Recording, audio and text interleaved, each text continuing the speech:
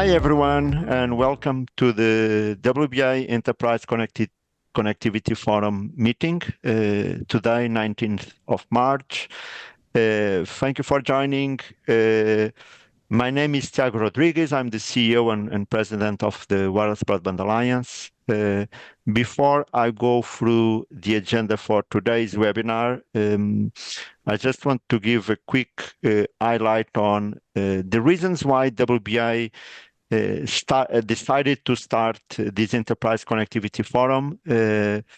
Within our membership, we have a lot of conversations how Wi-Fi it's fundamental for connectivity, and in particular for the enterprises, how connectivity and broadband can change and transform enterprises, not only in terms of their internal processes, but as well in terms of their sales and engagement with potential customers. And in WBI, as you can imagine, we look on that perspective in terms of seamless, secure, and reliable Wi-Fi, and of course, connectivity behind the Wi-Fi networks. And big part of that is our Open Roaming program, and now Enterprise Connectivity Forum gathering aligned with Open Roaming. Just for all of you to understand the Enterprise Connectivity Forum, so it's an open platform. Anyone can be part of this group. Our idea is to really have a think tank, thought leadership discussions, maximize networking collaboration between all of you. And of course, any of you that are interested in doing technology pilots, testing of any type of technology that you believe it's relevant, we are more than happy to join forces and work together.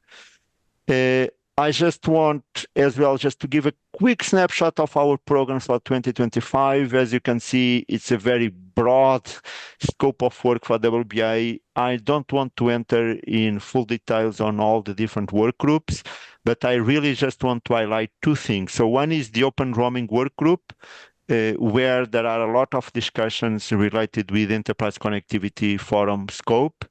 And as well on the testing and interoperability, all the discussions about QoS, QoE, quality of services, quality of experience is another very important component. And as you can see, Enterprise Connectivity Forum sits here as one of the forums of WBI alongside our Asia Pacific Forum, our Connected Communities Forum, and our CTO group. Just to highlight on Open Roaming, there is a crowdsourcing map of locations with Open Roaming. For those of you that have been following Open Roaming over time, we have been seeing a growing deployment of Open Roaming across the globe. But as you can imagine, countries like US, Japan, Belgium, Netherlands, UK have been very strong countries in adopting Open Roaming. In terms of the agenda for today, we have 3 speakers. So we'll have from Andrew Spivey, Principal Analyst of ABI Research, sharing with us some of the recent research and trends that ABI has been doing. Then we have Nitin Dugal, Chief Operating Officer of Adentro, talking about our Wi-Fi ecosystem is bringing new experiences and business models to this segment. And then the first speaker is Ivan Muccini, Vice President of Products for Cloud4Y, and we'll be talking about Wi-Fi beyond cavity portals and the future of seamless connectivity with Passpoint and PSKs. My proposal is that if you have questions for any of the speakers, please share them on the chat box of the platform. And our objective is to take all the questions once all the presentations are done, so we can have almost a common Q&A session where we can all talk and raise any questions or comments that any of you may have. And with this, I would like to hand over to Andrew Spivey. Andrew, welcome to this Enterprise Connectivity Forum meeting. Over to you. Great. Thank you very much, Thiago. So I'll just start sharing my screen. Here we go. So yes, today I'm going to be running through some of our recent findings in our research here at ABI Research into the enterprise Wi-Fi market. So I'm going to start off the session by running through some of our data, looking at shipments of enterprise access points through 2030, to give you a vision of where we are today and where we're going to be by the end of the decade. Then I'm going to run through, give a brief kind of summary of some of the key trends we're witnessing in the market and which are driving the developments in enterprise Wi-Fi. Then I'm going to end the talk looking at some of the 6 gigahertz spectrum policy globally and how this is impacting the market and impacting the rollout of Wi-Fi 7. So to kick it off, I've got here some of our data, which is looking at shipments of enterprise Wi-Fi access points. So this is across all of the key kind of enterprise verticals, so obviously carpeted enterprise, but also hospitality and retail and education. And as you can see, there's quite strong growth forecasted through 2030. So one of the reasons behind the reason why there's a strong growth is because there's been quite poor performance in 2024. In 2024, there was general economic uncertainty and cost-cutting initiatives by many enterprises.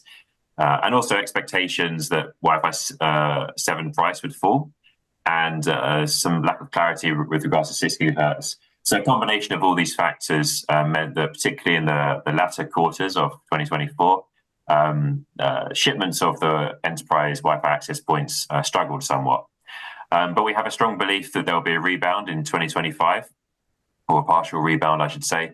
And this will be driven by the maturing of Wi-Fi 7. So Wi-Fi 7 now, it's in the mainstream now. I was at MWC the week before last, and it's front and center of many booths. And the real value of Wi-Fi 7 has been understood by many enterprises now. So they're eager to bring Wi-Fi 7 into their connectivity setup. And also, there's a greater penetration of 6 gigahertz as well in many nations, particularly in the US. So that's driving adoption of Wi-Fi 7. And then alongside that, there's a strong demand for dual band Wi-Fi 7 as well, which I'll get onto in a moment. So in the graph here, we can see I've broken down the number of shipments by the protocol which is supported.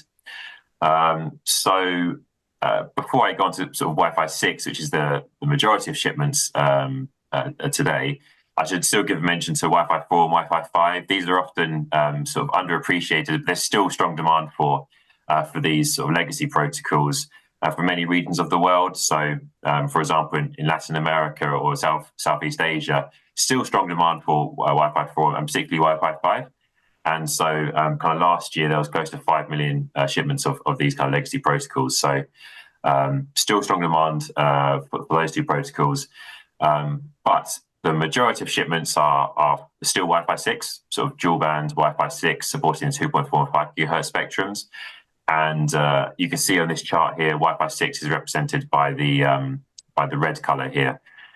So dual band Wi-Fi 6 will remain the predominant protocol in terms of shipments until 2026, at which time it will be surpassed by Wi-Fi 7. In contrast to the continued strength of Wi-Fi 6, Wi-Fi 6E is a protocol which is slowly being phased out. So that's represented by the yellow in this chart here. And shipments of Wi-Fi 6E actually declined year on year in 2024, and they're expected to decline again in 2025. And then going forwards, they'll gradually decrease sort of year on year until they'll gradually be phased out in the next couple of years. The reason for this essentially is that the value proposition of Wi-Fi 6E has been diminished somewhat with the arrival of Wi-Fi 7. So previously, the attraction of Wi-Fi 6E was that it was an extension of Wi-Fi 6 into the 6 gigahertz spectrum band. That's what the E stood for, the extension of Wi-Fi 6. But now you have Wi-Fi 7. A lot of the 6 gigahertz business has gone towards Wi-Fi 7. And because of the high cost differential between Wi-Fi 6 and Wi-Fi 6E, and the relatively, in contrast to the relative minor differential between 6E and 7, most enterprises will jump straight to 7 and skip 6E. because it makes more economical sense and gives them benefits of Wi-Fi 7, which was built from the ground up for the 6 gigahertz band, and it also helps future-proof their business. So with regards to Wi-Fi 7, at ABI Research, we divide Wi-Fi 7 into two distinct variants, the dual band and the tri-band Wi-Fi 7. We think this is quite an important distinction because there is a very strong, and actually it beat expectations, actually, the demand for dual band Wi-Fi 7. So this is just for Wi-Fi 7, which supports only the 2.4 and the 5 gigahertz bands only. And that's represented on this chart by the green, sort of in the middle of the chart. And this is headed for nations such as mainland China, where there's no 6 gigahertz unlicensed access, and also many other regions of the world, including India, and also for some cost-sensitive markets as well. Or just cost-sensitive enterprises, maybe there's not a high level of 6 gigahertz device penetration, but they would still like to enjoy the benefits of Wi-Fi 7, such as multi-link operation, to help improve spectrum efficiency on the legacy bands. This is why there's a high level of demand for dual band Wi-Fi 7. And then in the light yellow, we have the tri-band Wi-Fi 7. And this is obviously growing at a faster speed. And still many of these tri-band access points are still headed for markets without 6 gigahertz. They'll just have the 6 gigahertz radio disabled when they're deployed. But there's high levels of Wi-Fi 7 tri-band demand. And by 2027, this will supplant Wi-Fi 6 as the predominant protocol, and it will remain that case for the remainder of the decade. Just to give you an idea of roughly the split between dual band and tri-band Wi-Fi 7, just over a third of shipments are going to be of dual band Wi-Fi 7 this year. And a large kind of driver of this will be the mainland Chinese market, which is obviously a very large market, and the majority of shipments headed for that market are dual band, of the dual band variety. So that's a little look at some of our shipment data which we have for the enterprise Wi-Fi market. The next section, I want to just quickly brush over some of the kind of key trends we're seeing in the enterprise market, just to give a bit of understanding of the key drivers. So the continued evolution of Wi-Fi is helping to open up new applications and use cases for the technology, and this is helping to expand the addressable market for Wi-Fi. Particularly in mission-critical use cases, the capabilities of Wi-Fi now have reached a point where they can handle those really high-demand, sort of low-latency, high-throughput demanding applications in verticals such as manufacturing or healthcare. We also have the expansion of artificial intelligence. So this is impacting all industries. So Wi-Fi is not spared there, but there are two main strains which we're seeing with regards to artificial intelligence in the enterprise Wi-Fi. The first is sort of edge AI, so that's processing sort of on device, so it reduces latency and the bandwidth requirements for processing, because you don't have to process in the cloud. And there's also AI for network management. There's a lot of innovation in this space currently. Particularly with regards to generative AI, helping to optimize the network and assisting the administrator with configuration and maintenance. And also the large language models are enabling network managers to give commands in simple text. And this kind of lowers the barrier to entry for network management, which is particularly useful for maybe smaller enterprises, so SMEs, particularly in, say, the hospitality sector, where they don't have the resources to train up a large IT team to manage the network, but they still want to benefit from the kind of modern network management capabilities, so they can use generative AI to assist them in this task. A third key trend is that IoT integrations. Over the past sort of 18 months, we're seeing this kind of tick up, and the integration of these IoT, other IoT protocols, connectivity protocols, allows other value-added services. Such as location-based services, for example, in enterprise environments, and it's providing additional value for the enterprise access points beyond mere Wi-Fi connectivity. The convergence with 5G is ongoing. It's I think it would be fair to say it hasn't maybe fulfilled all of the expectations that people had, at least in the speed that it was going to arrive. But it's slowly trudging along. And there are solutions on the market now and deployments of converged solutions. Many of the enterprise vendors are looking to ways to seamlessly manage both technologies from the same kind of management plane. And that is another kind of key innovation occurring in the market. And the final key trend which we're witnessing occurring today is the divergence in Wi-Fi 7. And this is what I referred to a moment ago, the split between dual band and tri-band Wi-Fi 7. And it's becoming more fragmented, which is not necessarily a bad thing, but it's just something which is to be aware of, that there's now kind of two strains of Wi-Fi 7 which we're seeing in the market. So for the final part of the session, I wanted to talk about the unlicensed 6 GHz spectrum, because this has a very large, very significant impact on the development of the enterprise Wi-Fi market. I thought it'd be useful to give a little recap to the audience, just where we stand today, and where we're going to proceed going forward. So this is the current state of unlicensed 6 GHz spectrum access globally. So the green on the map represents the nations which have the full 6 GHz band available to them. So obviously US and Canada, and several nations in the Americas. And outside of the Americas, you have Saudi Arabia, South Korea, and Kazakhstan. Kazakhstan was a nation which I believe in October last year made the decision to make the full 6 GHz band available for unlicensed, which is a very bold step, and it sets it apart from its neighbors, large neighbors like Russia and China, which have taken a different approach. So Kazakhstan kind of stands out there as a large nation making 6 GHz available for Wi-Fi. And then the blue nations, they only have the lower portion of the band available, with varying levels of restrictions, but broadly they're in the camp where they have the lower portion available, and that's sort of Europe, and most of the Asia Pacific as well has taken this path. And the final kind of color is the grayed out nations. And these are countries which have either not made a decision yet with regards to 6 GHz, or like mainland China have decided to allocate it for IMT.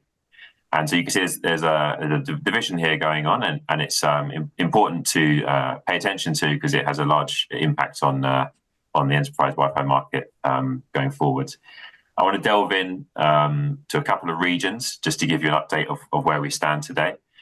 So in Latin America, it's generally very favorable towards unlicensed 6 GHz. And many nations quickly followed the US lead, Colombia and Argentina, for example. They're highlighted in green here. But interestingly, Mexico only allocated the lower portion, and Chile and Brazil reversed course, actually. So Chile in 2022 and Brazil earlier this year. So it's creating a fragmented environment in Latin America. And I highlight it because it's important with regards to the scaling up of the 6 GHz ecosystem, and also the expectations towards the performance of the technology. So if we have varying policies with regards to 6 GHz, the performance which can be expected by enterprises or consumers is obviously differing. There's quite stark differences between if you have no 6 GHz and 6 GHz, for example. So obviously, we encourage all regulators to make the full band available to make sure we can really enjoy the full benefits of 6 GHz. But if we don't have the full band available, as some nations have chosen, then you have different performance standards, and it's harder to scale up technology because you're going to have different SKUs for different markets, and it then creates additional challenges. A couple of more areas I wanted to highlight. So in Hong Kong, Hong Kong's taking a different approach from mainland China. And in November last year, they had the first auction of the upper 6 GHz band. And it's interesting to pay attention to, because it's quite significant in that it was the first auction. They had 20 blocks of 20 megahertz available, and spanning sort of 400 megahertz in total. And actually, only 15 of these blocks were sold. So 5 blocks, so basically 1/4 of the available spectrum was not bought by any of the bidders. And the final sale price was only marginally above the reserve price. So the reserve price was 40 million Hong Kong dollar per 20 megahertz block. And the final sale price across all blocks, it was a uniform price, was 42 million Hong Kong dollars each. So it shows you that the demand is not really there yet for the upper 6 GHz spectrum from operators, because a quarter was left untouched, and it was only marginally above the reserve cost. So it sets a poor precedent, I think, for countries which may be considering auctioning the upper 60 hertz spectrum when the sale in Hong Kong has not been particularly favourable. And this is also in a market, obviously it's next to mainland China, where the full band has been available for IMT, for cellular. So if anywhere was going to be enthusiastic about the upper 60 hertz, it would be Hong Kong. But the auction was not particularly promising in this case. And then another, I mentioned Kazakhstan earlier on, but India as well is another interesting case, because it appears increasingly likely that the kind of telecom lobby will be, sort of operator lobby, sorry, will be successful in lobbying the regulator to assign 60 gigahertz for licensed, so not for unlicensed Wi-Fi use. So that's an unfortunate turn, but it appears that this is going to be the case. And should this turn to pass, then India will be a large market where there'll be, like mainland China, which will not have 60 gigahertz available. So it will further entrench the kind of division between dual band and tri-band Wi-Fi 7. And this, of course, will have impacts for Wi-Fi 8 as well going forwards later in the decade, because that will also be looking to rely upon 6 gigahertz.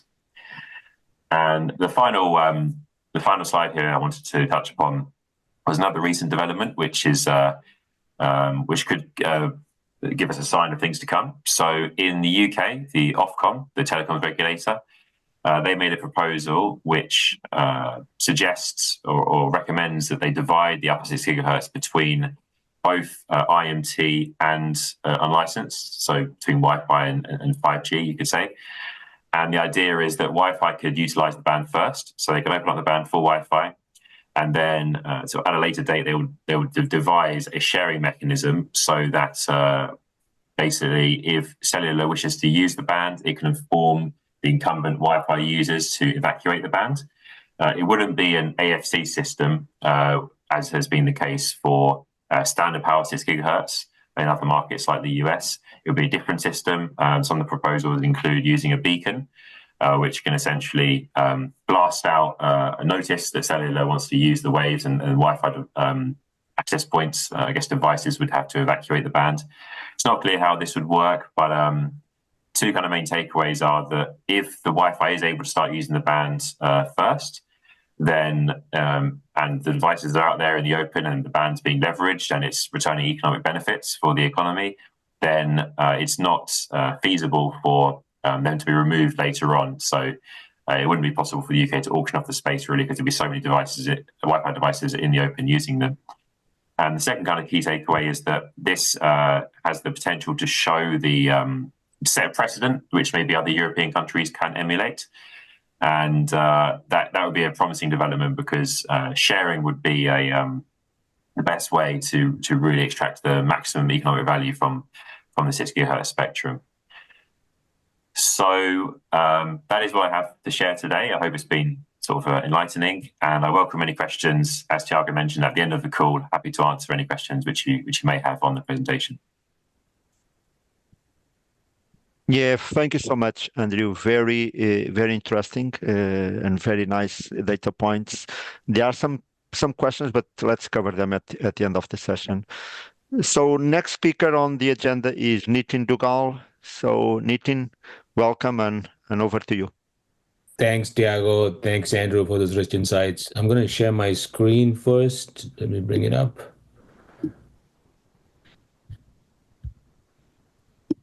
You guys can see my screen? Yes, we can see it.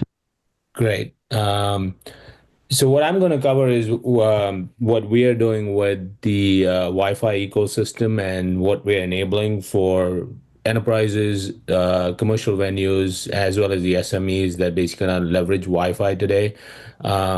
We basically have taken a approach of trying to open the Wi-Fi ecosystem to beyond some of the traditional use cases that have basically kind of been the primary focus of kind of Wi-Fi in kind of, especially in kind of commercial venues and brick and mortar locations, to be able to convert that from being kind of viewed as an OpEx or a cost into an asset for the entire community. And what we've done is leverage the basic kind of guest Wi-Fi networks that basically are being deployed across kind of these kind of locations, such that basically kind of these venues can now start collecting data and analytics associated with basically kind of individuals that are basically kind of entering these particular locations and engaging with these particular basic kind of businesses. So one thing we do is basically take that kind of Wi-Fi ecosystem, and especially kind of the Wi-Fi networks that are already deployed in these locations, and make them into basically kind of revenue generating basically kind of marketing channels on behalf of these brick and mortar locations, by starting with collecting first party customer data based on customers that are visiting these locations, engaging with these kind of businesses in various ways, to be able to kind of collect their kind of data and build enriched user profiles and analytics associated with these visitations of these individuals into these kind of commercial venues and brick and mortar locations, such that these brick and mortar locations can now basically benefit by basically kind of understanding what's happening in their locations based on this location intelligence that we are able to capture on their behalf, as well as use that data as marketing fuel, such that they can identify kind of who their basically ideal customers are and be able to reach those customers in various marketing channels to bring them back into their locations to drive sales growth for their businesses. That's basically how we basically kind of taken the basic kind of Wi-Fi ecosystems that are being deployed across basically kind of these types of basically venues, and converted them basically kind of from primarily being kind of viewed as a cost and a line item in terms of how they basically think about spending on these Wi-Fi basically access points, as well as the Wi-Fi service that they basically kind of sign up for from a business connectivity perspective, and basically kind of layering value added basically kind of components on top of it, that now basically kind of view this as a marketing channel on behalf of these locations, such that they are basically now looking at this as kind of something that's going to drive value to them when they basically kind of view these systems and what we have to offer in the cloud built on top of these kind of Wi-Fi ecosystems compared to what they've done in the past. And that's basically kind of been our journey as a company in terms of what we've done. And I'm going to delve into more of some of these use cases, of how these use cases are being deployed and used across these basic kind of different types of basically kind of environments. But in a nutshell, this is just basically kind of a quick view of how we've basically kind of been able to leverage these Wi-Fi ecosystems to collect first party data on behalf of these kind of business locations, who can now connect to secure Wi-Fi, because we basically kind of implemented Passpoint as well as OpenRoaming on top of this network. And this basically kind of makes it that much more basically kind of valuable for these kind of businesses to basically kind of want to basically kind of work with us, because now it's basically kind of no longer about just being viewed as a cost in terms of basically kind of running their businesses, in terms of connecting to IoT devices and stuff like that, but it's also viewed as a way for them to collect data on behalf of what's happening in their stores, as well as their locations, from which they're able to derive value and use that value. So we basically have seen over the course of basically kind of our existence, which has been basically just short of 10 years, we've collected 100 million user profiles across basically kind of a lot of the North American basically kind of entities, all the way from Canada, US, Mexico, to even Latin America. We basically kind of operate a lot of basically kind of networks in Latin America, as well as Western Europe, where these locations are now able to collect this data. So we see 1 in 3 kind of people in the US basically have connected to our network across these 6,000 locations, and we collect around 500,000 new profiles on behalf of these locations. Similar to what Boingo does across airports, we are doing it across commercial venues. And then this data becomes basically marketing fuel, because one, these basic kind of businesses are able to build their CRM database using the basic kind of enriched profiles that we're collecting on their behalf, which are fully opted in from a kind of consumer perspective, that are giving us kind of consumer consent. So we have been on the right side of GDPR, CCPA, and all the basic kind of data privacy regulation and compliances that have been rolled out, such that now these businesses are able to leverage that data to basically kind of reach these individuals with personalized communication based on their visitation behaviors with these businesses, to bring them back into their basic kind of locations and scale their relationships from being first-time visitors to becoming loyal customers on their platform, if you will. And just just to kind of give you a size and scope of what we've done is we've basically been able to kind of drive 10 million basically kind of profiles back into these locations through some of the marketing automation that we've enabled these businesses to do using our cloud. And we see around 100 billion annual sightings across basically the various locations we've deployed. So we are basically kind of in everything from basically kind of retail locations like Veronica Beard, Simon Malls, Bolero, to kind of food and beverage locations like Pete's Coffee, ABI, as well as basically kind of venues like Primanti Brothers, to basically kind of even some of the kind of largest stadiums in the United States like Pittsburgh Arena and stuff that we've helped them, one, capture this data, but more importantly, understand their traffic flow from a location intelligence perspective in these locations, which is allowing these kind of commercial venues to now basically have much deeper relationships and insights about what's happening in their locations using the Wi-Fi signal that basically kind of we be able to tap into in terms of deriving the intelligence and providing that back to them. So quickly, in terms of before we jump into the use cases, just how we deploy our basically kind of value on top of these Wi-Fi ecosystems. One is we basically kind of power their basically kind of intelligence, basically kind of that is basically derived from the cloud. That basically is just software that points to basically kind of the Wi-Fi routers. So every time a device basically kind of connects to the guest Wi-Fi, we are able to serve these branded kind of captive portals on behalf of these merchants, such that they can now collect kind of customer profiles from the customer directly and get them to opt into basically kind of signing up for guest Wi-Fi in these locations, from which a lot of basic kind of analytics and intelligence is derived in terms of the repeat visits that these customers have with these locations, how long they're spending in these locations, what their basically kind of frequency looks like, as well as recency of visits look like, which basically kind of helps these kind of businesses now build these CRM databases with this analytics. And this guest analytics is similar to if basically you're familiar with Google Analytics in terms of what they offer the e-commerce businesses. We offer the brick and mortar businesses so they can understand what's happening with those swings when people enter their locations and what they do inside these locations. Once they've captured this intelligence, now we basically offer them the ability to use that data for marketing fuel, such that they can engage with these businesses from an experience perspective, both inside their locations as well as basically kind of offsite, such that they are now basically able to deepen their relationships with these basically kind of customers that are visiting their locations, to be able to basically kind of move them from or transition them from first-time customers to building kind of frequency with these customers in terms of repeat visits, to scaling them into becoming loyalty basically members of their basic kind of establishments as part of the engagement that they're able to kind of enable with these individuals in personalized ways that basically was never be able to be done in the past. And then finally, we're able to basically offer them tools that allows them to now identify, based on the customer basic database they've built, who their best customers are, or segment those customers in their database, so that they can now use that basic database effectively in identifying how to attract their next best customers by serving basically kind of paid media ads in channels like Facebook, Instagram, and others, to reach others in our network, the 100 million user profiles that we see, such that they can basically reach them and bring them into those locations as well that may not be familiar with those locations in those geo areas that these individuals may reside in. So these are basically kind of ways we basically taken the Wi-Fi ecosystem that exists in these kind of commercial venues and small business locations and converted them into basically kind of, again, an asset that basically is driving tremendous value to these locations. So they basically kind of feel more basically kind of vested in basically investing in Wi-Fi and adopting Wi-Fi in these locations as part of basically kind of their business basically growth plans, as well as how they plan to grow their businesses from a same store sales perspective.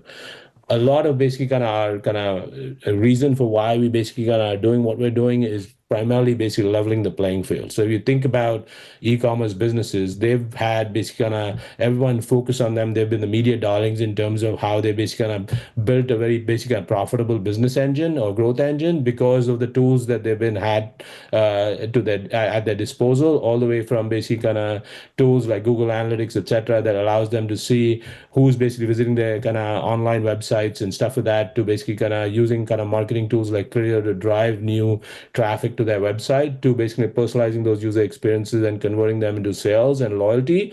However, the brick and mortar businesses haven't had that ability to basically kind of have the same types of tools to basically kind of compete and compete with that playing field. And what we're doing is basically leveling that playing field for a lot of the kind of commercial venues, brick and mortar businesses to have the same types of tools that e-commerce businesses have been used to, using the Wi-Fi as a basically kind of mechanism to basically kind of establish those connections and those interactions from which a lot of the value is derived in terms of how we basically opening up the Wi-Fi ecosystem for these brick and mortar businesses to leverage and start to be able to basically kind of drive kind of the same type of profitable growth in terms of marketing fuel as well as marketing efficiency and efficacy, with Wi-Fi being the basically kind of foundational layer from that perspective. How is that manifesting itself in terms of some of the kind of examples that I thought would be worth sharing with this group? One is great example is Gelston Supermarket, which is an enterprise retailer in the supermarket space that has basically got 27 plus physical locations across the United States on the West Coast. They've basically leveraged the Wi-Fi that they have basically kind of offered in their basic kind of locations, to capture this kind of first party data in terms of people that are visiting their kind of supermarkets, so that now they can basically start to build a relationship with these customers that were not visible to them in the past, because the only people they had visibility to was the loyalty shoppers that had their loyalty card, but everyone else that basically kind of frequented their locations they had no visibility to. And using the guest Wi-Fi, now they've been able to capture this additional data to be able to understand all the other segments of customers that visit them, and they focused on the ones that were casual shoppers in their locations to say how could they basically increase their relationship with these casual shoppers that were visiting their location. And what they focused on is, hey, let's go and basically kind of reach these individuals in channels kind of from a marketing perspective, so we can serve weekly kind of weekly circulars that we have in our stores to these individuals on Facebook, Instagram, and others, to see if we can drive increased velocity in terms of repeat visits. And that's what they were able to do in terms of reaching these casual shoppers in these online channels, using Wi-Fi as their source of collection from a data perspective, and using that data then to basically reach these individuals in kind of channels which they are basically kind of familiar with in terms of where they're spending most of their time online, with basically those weekly circulars as well as the events they were having in these kind of supermarkets to bring them back. And they saw basically a 10% basically lift in terms of visits that basically kind of resulted in kind of immediate ROI in terms of same store sales growth for their business. So this is a kind of new experience and new model that we were able to introduce to kind of enterprise kind of retailers like Gelston, such that they were able to deploy this and get instant value from it. And similar to these, we've done a lot of other basic kind of establishments in the kind of food and beverage space, whether it be restaurants, whether it be kind of entertainment kind of venues or commercial venues like stadiums and et cetera, that have been able to extract a lot of value, just basically kind of leveraging that data that they can collect now through the Wi-Fi to be able to kind of start to engage with these customers that they had no visibility to in the past, such that they're able to build a relationship with them and move them and transition them from first-time customers to loyal customers. One of the other things that we've done that has been kind of very valuable in terms of unlocking these new experience and business models has been partnering with the Wireless Broadband Alliance and being a member of the Wireless Broadband Alliance to basically kind of be a proponent of the OpenRoaming protocol, and obviously adopting the OpenRoaming and Passpoint protocol across our entire network. That has been an instant basically growth engine for us in terms of growing our network, because now we've been able to basically kind of have seamless interoperability of kind of users that are basically kind of offloaded, as well as basically kind of transitioning from cell networks, whether it be AT&T and others like T-Mobile, as well as device manufacturers like Google, Samsung, onto our Wi-Fi network, whether when they come within proximity of our location. That's opening up a whole new set of use cases and new business models to work with partners in the both telco space as well as with mobile device manufacturers, both in the US as well as globally, where we are now able to offload carrier subscribers and cell traffic onto the Adentro secure Wi-Fi network, given our 6,000 locations. That's basically kind of making it seamless for users to move between the cell service as well as the Wi-Fi network we have been able to provide in a very secure way, as well as enhance that user experience, especially in dense areas where the call isn't dropped or basically kind of the data isn't basically kind of spotty and stuff like that,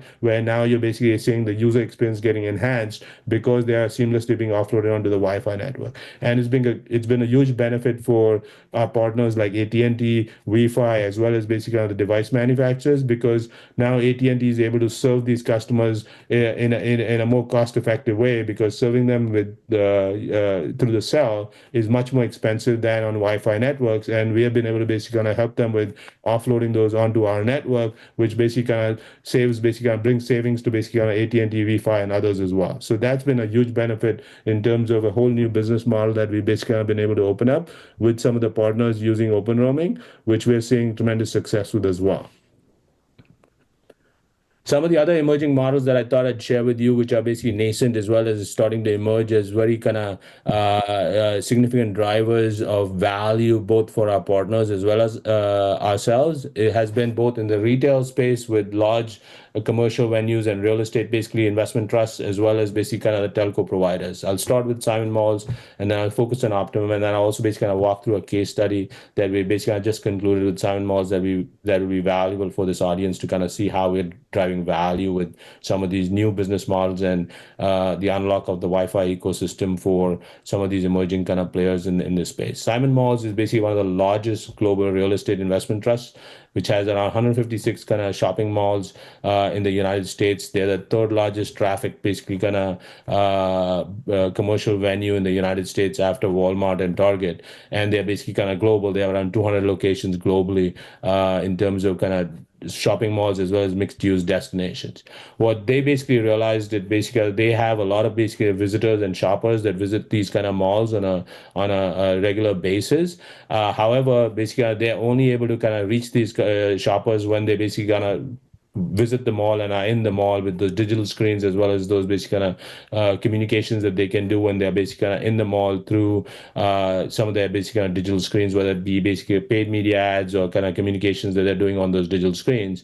Using kind of the Wi-Fi network with us basically kind of powering kind of those experiences, they've not only been able to collect this first-party data, but they now basically can collect this data based on zones within the mall that these individuals are trafficking, whether they're going to the luxury section, they're going to the food court section, they're going to the department store section. They can now start curating these high-value shoppers that are visiting their malls based on their basic kind of propensity to be in certain zones within the mall. And then they can leverage this data now to be able to not only reach these individuals that they were able to reach in the mall in terms of when they visited the mall, but they can basically kind of reach them outside the mall on behalf of their retail partners that are tenants in the mall, whether it be basically Express or Nike or Apple stores or whatever, so that they can drive traffic back to the mall and into the locations of their retail tenants. And that's basically what we've been able to enable with them by basically capturing the data by zones and basically knowing exactly how these kind of shoppers are kind of spending their time within the malls in terms of which zones they're basically kind of trafficking and visiting versus basically kind of just having just the ability to kind of communicate to them when they're in the malls, to now being able to reach these individuals in channels like Facebook, Instagram, as well as kind of some of the programmatic media channels, whether it be CTV, video, etc., with the right messaging and communication based on their kind of affinities and their interests, so that they can basically kind of drive repeat visits at greater velocity back to the malls and to their retailer tenants, which is what the retailer tenants value that basically Simon Malls brings to them. And that's basically been a tremendous basically unlock for Simon Malls, as well as the ability to basically kind of, because we know basically through open roaming, we basically can track these individuals in terms of the repeat visits. They can not only basically reach them, but they now know after they've reached them in these online channels, when these people basically kind of come back and basically kind of are visiting these malls because of open roaming, these devices automatically ping our networks or the networks of Simon Mall, which we are powering with open roaming, that we're able to basically detect how many of them saw these kind of marketing messages, whether it be on Facebook, Instagram, and then basically came back to the store in the last 7 days or 28 days to visit the particular retailer that they were basically kind of marketing on behalf of. That's basically what we've done with Simon Malls in the United States, and I'll kind of walk through a case study on that. We are also basically unlocking value for telco partners in the United States as well as globally. Optimum, previously known as Altice, is one of the largest American telco companies that basically kind of offers business connectivity solutions to commercial venues, enterprises, small, medium businesses, as well as residential clients across the U.S. What we are doing with them is integrating our solutions to increase the value that they have to offer in terms of business connectivity, because business connectivity in terms of, especially for the small, medium business, has been basically kind of limited in value because one, it's viewed as a cost, and two, all you're offering is connectivity and security to these businesses. And what happens with that is when you have competition with other kind of telco providers that can compete on those same dimensions, it becomes a basic kind of race to the bottom line in terms of differentiation, because they're all basically kind of differentiating based on kind of bandwidth, speed, etc., that each one of them can up the other, and then they're discounting their prices to try to get these small, medium businesses to convert from their current business connectivity solution to the other basic kind of telco provider that's providing the same. Now with basically the value that we've been able to provide Altice, Optimum, and on top of their business connectivity solutions, they are able to now basically kind of view their solution, or their clients are able to view their solution more as a revenue generating asset and a marketing channel rather than a cost or an OPEX. And more importantly, it's creating value for Optimum to build business models around it such that they can tier the offering that we basically kind of just walk through in terms of a product, that they can basically have a basic tier, a standard tier, as well as basically a premium tier for the different types of customers to basically segment the market from small, medium businesses to enterprise to some of the other segments in terms of that are valuable to Altice, and be able to provide the different tools that matter to these various segments, whether it be by vertical or whether it be by basically kind of size of basically the customer in those verticals, to be able to now differentiate their basically kind of offerings from a business connectivity perspective compared to some of their competitors in the marketplace. And that's another use case that we are unlocking, and this is something expected to go live this quarter, by the end of this quarter, with Optum across all their basically kind of business connectivity clients, so that they can now basically kind of reduce the churn associated with business connectivity that they see with the SMEs or the small medium businesses, but more importantly capture a lot of the value that we can provide on top of business connectivity that basically kind of uses the same Wi-Fi ecosystem that they basically kind of have deployed across all their basic kind of business clients, if you will. Finally, just to kind of end with, I thought I'd share the Simon Properties Adentro case study, since this is fresh off the basic kind of partnership that we basically just were in beta in the holiday season, where we basically kind of not only basically kind of implemented our solution with Simon Properties to capture the data, but we leveraged that data to reach these individuals in these kind of various channels, primarily on kind of property on premium networks like Roku, DirecTV, Samsung TV, because we had the connectivity of basically the individuals that had provided us consent when they connected to Simon's Properties. So once we had captured the data, we were able to deploy this data in these networks. So one, Simon could do precision kind of level reach in terms of reaching these individuals in these channels. So they weren't spraying and praying their marketing dollars, trying to hope that they reach the right audience to bring them to their locations, but they knew exactly who they wanted to reach in these locations, which made their media kind of budgets that much more efficient in terms of reaching these individuals. So they were able to reach the right individuals, and then they were able to track the individuals that basically saw these basically kind of marketing messages in these kind of premium networks to when they walked back into their locations, because of the open roaming capability that we implemented with them. So they knew exactly basically which of these kind of premium networks was working for them in terms of their marketing spend. So they could basically calculate the actual ROI, from which they basically were able to kind of share with their retail partners in terms of the value they were driving back to the mall into their locations with these individuals using our location signal. And that has been basically kind of a significant kind of unlock for both Simon Malls as well as us, in terms of now being able to quantify the return on investment associated with their Wi-Fi deployments and their ecosystem, which is what they're looking to now basically kind of use with their retailers as ways to kind of get the Wi-Fi implementation into their stores as well. So they can not only track them to the mall, but can track them all the way walking into their retail tenants, so they can show value that they drove traffic to like an Express brand or a Nike brand or a Apple brand that has kind of obviously basically kind of real estate space within those malls and stuff like that. So that is my last slide. I thought I'd basically kind of share some of these kind of new business models that are emerging with the Wi-Fi ecosystem in terms of the unlock, specifically kind of for brick and mortar locations all over the kind of United States, North America, as well as we're basically kind of growing into Europe and stuff like that. Yeah, thank you so much, Nitin. Very interesting presentation and nice use cases. We are overall running a little bit late on the agenda, so we'll run over the top of the hour for 5-10 minutes. Please stay tuned, because a lot of content will come as well from the next speaker, Ivan Muccini from Cloud4Y. So welcome, Ivan. Over to you.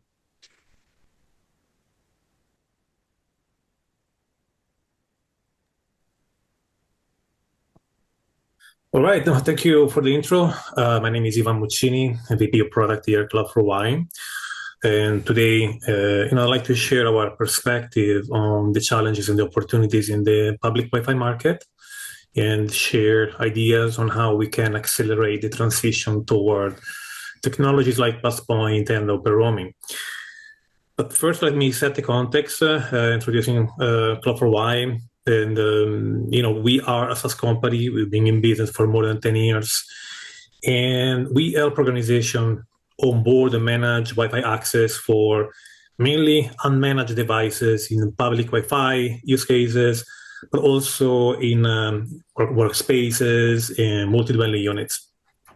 Over the past 10 years, we work with many brands, hundreds of organizations, dozens of large enterprises, usually with deployment spanning across the globe. And that's why we have so many locations and users. And of course, we are a WLAN member, founding member of the Enterprise Connectivity Forum. I think it's relevant to start sharing, for context, that we are a solution provider, right? So we provide a platform that sits on top of the existing infrastructure of our clients, and we empower them to implement their use cases, overcoming technology, compliance, and operational challenges. We are not a service provider, so we never see the end users, they never see our logo, and they're never exposed to our privacy policies, for example. So each of our clients, usually they have their own silos of data. And we fulfill primarily two categories of use cases.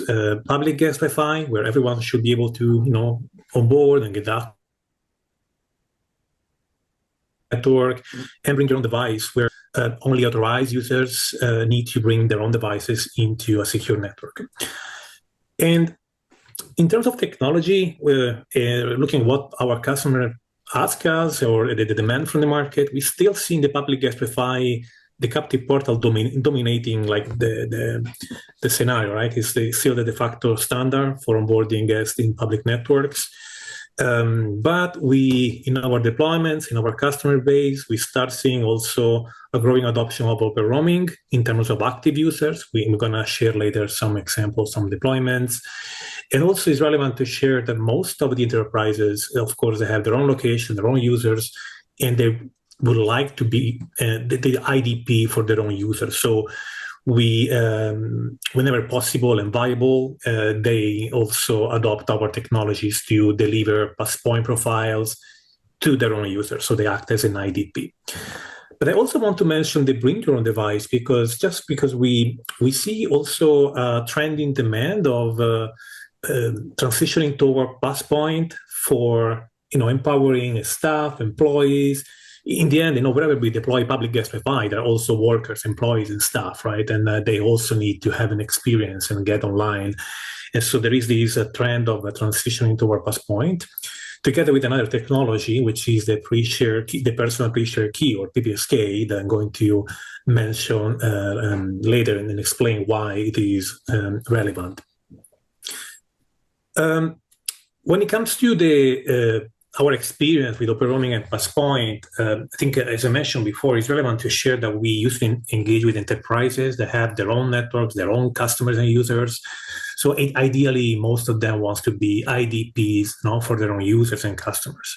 But in some cases, providing smooth connectivity where the mobile coverage is not always great or guaranteed, especially in indoor locations and venues, then in that case, there is more willingness from these enterprises to also let third-party users to connect to their network, even if they remain anonymous.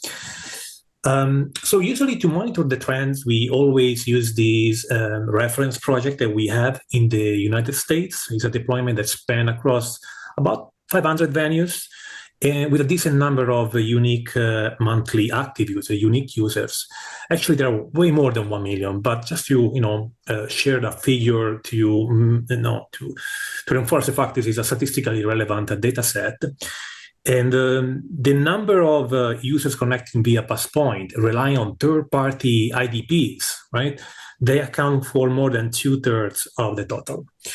And this includes devices matching the network via the OpenRoaming, settlement-free ARCOID, as well as users of some mobile carriers. And to be frank, the percentage of users connecting to the mobile carrier profiles is substantially higher than those of the rest of the IDPs of the OpenRoaming Federation, but it is growing. But what is even more impressive is that the number of users that still connecting the captive portal is also very big and steady. That means that despite all the challenges of captive portals, the guest Wi-Fi is still in a strong demand, and there is a great opportunity also for transitioning toward better opportunities. But why we need to transition toward better opportunities and better technologies? And most of our clients, they're looking for alternatives, right? And we all know about it. We know that the drawbacks of captive portals, the impact of MAC rotation that forces users to, periodically re-onboard themselves, all the security concern of open networks, and also the fact that captive portals often are not compatible with headless devices that nowadays people bring with themselves in many situations. We have some customers attempting to mitigate the impact of the MAC randomization and rotation, but by securing their spots, just by putting a Wi-Fi passport. But of course, it is just a temporary workaround and is not viable in most of situations, only where you can actually share, it's easy enough to share a Wi-Fi password with your users. Instead, a use case where we see most enterprises being receptive to the option to adopt Passpoint and OpenRoaming is to empower their mobile apps, if they have one, of course. This is an easy win that also aligns with the common enterprise desire to stay in control of their customers and act as an IDP, right, for when it comes to the network access. So we do make this easier for this organization, right, to embrace this use case, removing the technical and compliance concern. And we do that by providing a flexible mobile SDK that simplifies the life to the developers. We provide all the reporting and analytics platform to empower the stakeholders to get insights of the investment, the whole toolkit to fulfill the compliance obligation. And ultimately, we also streamline the process and we accelerate adoption by offering our insights, best practices, and sharing our experience in other projects. This is extremely appealing, not only for customer-facing mobile apps like loyalty apps, but also for more operational workforce-facing apps, like for employers or for employees and for people that use apps for work. But in general, the best fit is really when in those situations where users go frequently and when they're loyal to certain brands and places, or where they spend a long time. For example, we have deployments of this use case in real estate properties in communities where they have their app for residents and they empower the app with Passpoint and OpenRoaming to keep them security connected throughout the real estate property. But to be also honest, there are challenges, right, with adoption of Passpoint. We all know the challenges with onboarding, and also know everyone has a mobile app. So, and there are also compatibility concerns still across the ecosystem of devices, especially the headless devices.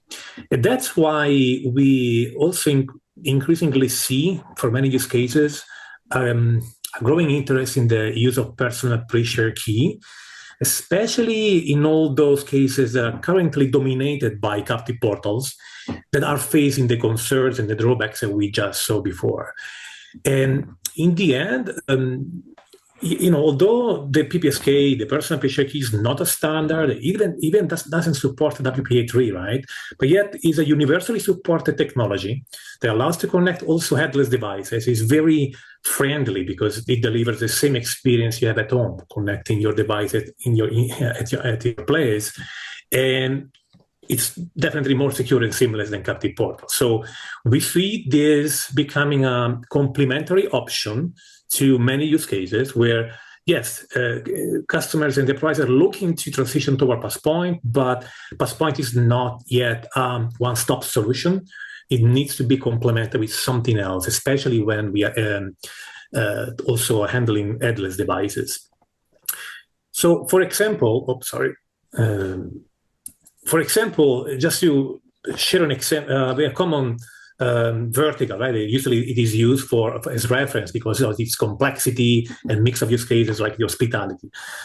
How do we see the adoption of these technologies evolving in this scenario? Well, OpenRoaming, for sure, it's a good fit for the visitors, right? For example, for when a visitor arrives in the lobby, in the common areas, they just need to get connected to check their emails and find the reservation, for example.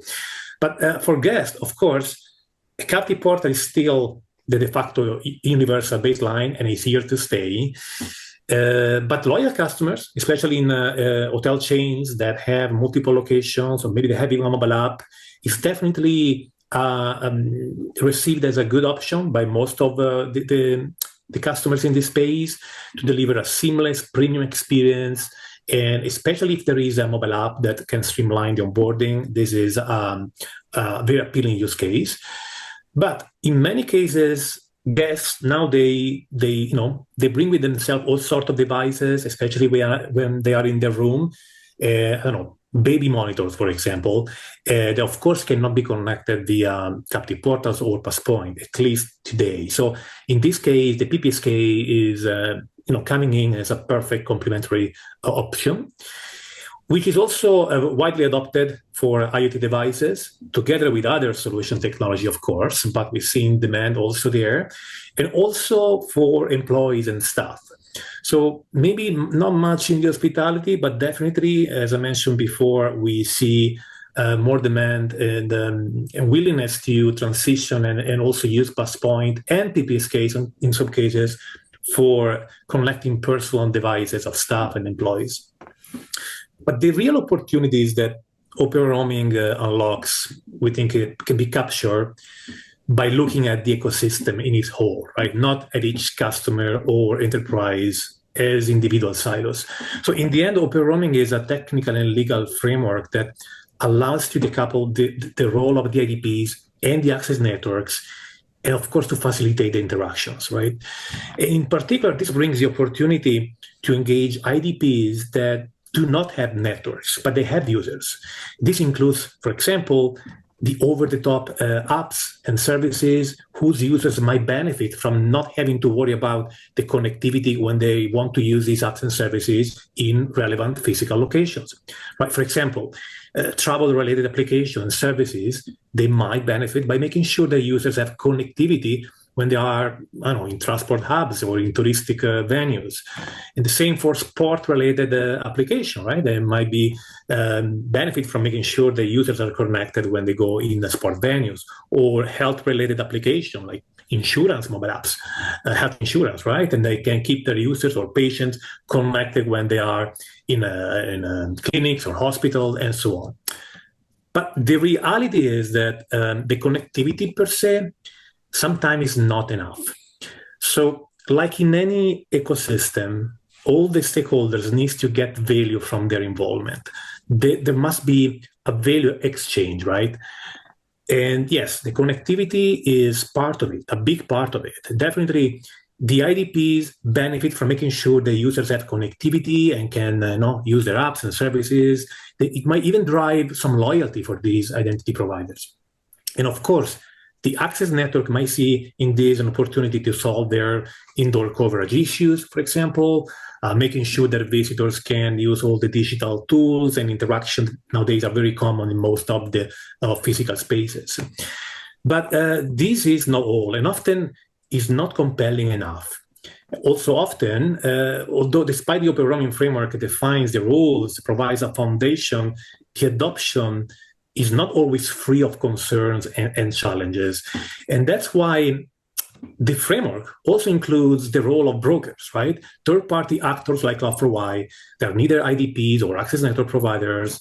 And we offer a platform to smooth the adoption frictions. And so for IDP, for example, we provide the onboarding toolkits, such as the SDKs for mobile apps, the web-based onboarding portals. We provide the tools to extract customer insights and even to get real-time location-aware events about their users when they connect to these third-party networks. And of course, we smooth also the compliance aspect, which, especially if you're dealing with location data and personal data, is relevant. And on the other end, on the access network, there is possibility to add additional value beyond those related only to the connectivity. We empower them to get insights on the venue, like location analytics. We empower them to even interact with these visitors with maybe a one-time portal for sponsorship, for informative or data collection use cases, as well as compliance in many cases. So, for example, to help me visualize this concept, right, a use case that we actually don't have in this specific vertical, but it's very compelling because it's very intuitive, right? Let's take the example of the transport ticketing apps, which are very common in most of cities across the world. And of course, in every city, there is a transport agency, public and private agencies, right? So, and these apps, they usually travelers and citizens, they use them on site because they need to buy tickets and check the timetable and all sorts of stuff. And so these apps, of course, they get the benefit of not the user. They don't worry about connectivity at all, right? And these apps can even get more out of this. They can know in real time where the users are and deliver better contextual experiences, like reminders, personalizations, and collect insights. And ultimately, these services benefit both the app and the users. On the other hand, the transport agency, of course, often they provide this service as a simple amenity service just because the users demand it, right? But if they want, they might have the ability to still engage with these users via a one-time portal-driven interactions for promotional, data collection, or compliant purposes. They can even, for example, rely on this platform to create campaigns and send emails with survey to collect the feedback from the users and the travelers in order to improve their service, right? So, in conclusion, captive portals still play a big, important role in the market. But there are strong reasons to consider better alternatives. These alternatives can definitely improve the user experience, but by leveraging the OpenRoaming framework, we can open up new possibility and also reinvent new business models in the public Wi-Fi services. The key, we believe, is looking at the ecosystem as a whole, right, and creating a value exchange among all these parties that are involved. And ultimately, companies like us, we are here to fuel this collaboration. Even this forum itself has this purpose, right? And we can help the stakeholders to solve the value exchange equation and develop the sustainable business models. And of course, we can then facilitate the adoption by providing a platform that simplifies the technical implementation. So we invite you to engage with us to discuss ideas, use cases. We are here to really facilitate this transition. And with this, I lend it back to you, Thiago. Thank you. Thank you, Ivan. Very interesting materials. We are running over, but let me propose that we have one question to each of you. Our colleague Nitin has to drop for another important meeting, but let's have just one question for each of you. Starting with you, Andrew. You presented the Ofcom case regarding the hybrid model of using the upper part of the 6 GHz band, both for Wi-Fi and IMT. Do you believe that can be setting a new trend that different countries will adopt it? So hopefully, I think it's a promising model. It's a model which, in the discussion earlier on, I suggested perhaps the European Union could emulate as well. So countries which also have taken the same spectrum allocation as the UK, I think they're in the similar case to emulate the Ofcom model. So most likely, countries with a similar kind of regulatory environment, potentially a similar, the model is more easy to emulate in those particular markets. But yeah, I'm optimistic that it can be a model which can be emulated. But of course, the Ofcom model itself they haven't still finalized the details because it's a proposal and they haven't finalized exactly how the cellular users would inform the Wi-Fi users to evacuate the band. So it's not clear exactly how it would work, but depending on how it evolves, hopefully it can set a precedent that other nations can follow. Yeah, thank you, Andrew. Ivan, one question for you. So when you mention enterprises acting as IDP, do you mean exposing their own Active Directory to authenticate users? It means that they have users in their digital, for their digital services. They have IDP platforms to manage the digital identities, and they want to deliver Passpoint profiles that have been pre-authorized by going through these IDPs, so their own users. And so when people connect, basically they know who they are. Right? They can relay this information, these network users, with the users in their IDP. So they can enrich their profiles and, for all sorts of use cases, creating 360 customer profiles and then sending messages and so on. So yes, of course, they're not exposing those data, but they create Passpoint profiles that somehow they know they tie to specific users in their systems. Yeah, thank you. Well, with this, I want to thank you all the speakers and all of you that attended this session. All the content will be available on our website, both the recording of the webinar, but as well the slides that were presented today. With this, Ivan, Andrew, thank you so much for participating on this session. For all of you attending, thank you for attending and look forward to see you all soon. Thank you, everyone.